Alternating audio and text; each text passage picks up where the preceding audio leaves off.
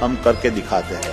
समझौता नहीं करेगा। চলতি বছরের বড়দিনে অর্থাৎ 25শে ডিসেম্বর যাত্রী পরিষেবা শুরু করতে চলেছে বহু প্রতীক্ষিত নভি মুম্বাই আন্তর্জাতিক বিমানবন্দর। এই গুরুত্বপূর্ণ উদ্বোধনের ঠিক আগেই ভারতের বেসামরিক বিমান পরিবহন খাতে বড় বিনিয়োগের ইঙ্গিত দিলেন আদানি গোষ্ঠী। সংবাদ সংস্থা পিটিআইকে দেওয়া সাক্ষাৎকারে গৌতম আদানির পুত্র জিত আদানি জানান, আগামী 5 বছরে বিমানবন্দর ব্যবসায় প্রায় 1 লক্ষ কোটি টাকা বিনিয়োগের পরিকল্পনা রয়েছে তাদের। জিত আদানির মতে ভারতে বেসামরিক বিমান পরিবহন খাত বর্তমানে বছরে 15 থেকে 16% হারে বৃদ্ধি পাচ্ছে। তরুণ প্রজন্মের মধ্যে বিমান যাত্রার প্রবণতা বাড়ার পাশাপাশি শহর অঞ্চলের যাত্রী চাহিদা দ্রুত বেড়ে চলছে। মাথাপিছু বিমান ভ্রমণের নিরিখে ভারত এখনও চীনের তুলনায় অনেক পিছিয়ে থাকায় এই খাতে ভবিষ্যতে আরো বড় বাজার তৈরি হবে বলে মনে করছে আদানি গোষ্ঠী।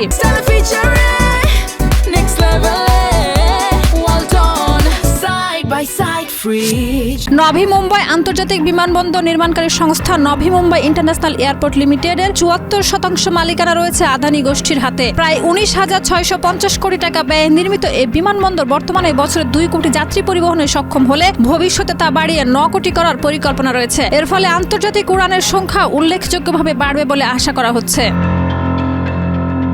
বর্তমানে মুম্বাই ছাড়াও আহমেদাবাদ, লখনৌ, গুয়াহাটি, তিরুঅনন্তপুর, জয়পুর ও বেঙ্গালুরু এই 6টি বিমানবন্দর পরিচালনা করছে আদানি গোষ্ঠী। আগামী দিনে কেন্দ্র সরকারের বেসরকারীকরণ নীতির আওতায় নিলামে উঠতে চলা আরও 11টি বিমানবন্দর অধিগ্রহণে তারা সম্পূর্ণ প্রস্তুত বলেও জানিয়েছে জিত আদানি। তার কথায়, বিমানবন্দর পরিকাঠামো পরিচালনায় নিজেদের দক্ষতা ইতিমধ্যেই প্রমাণ করেছে সংস্থাটি।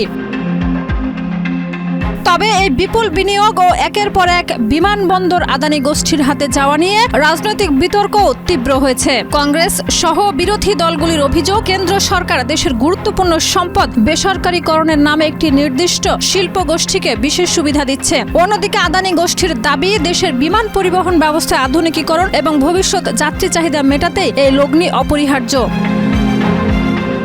শাহিদা রুবি, মাই টিভি।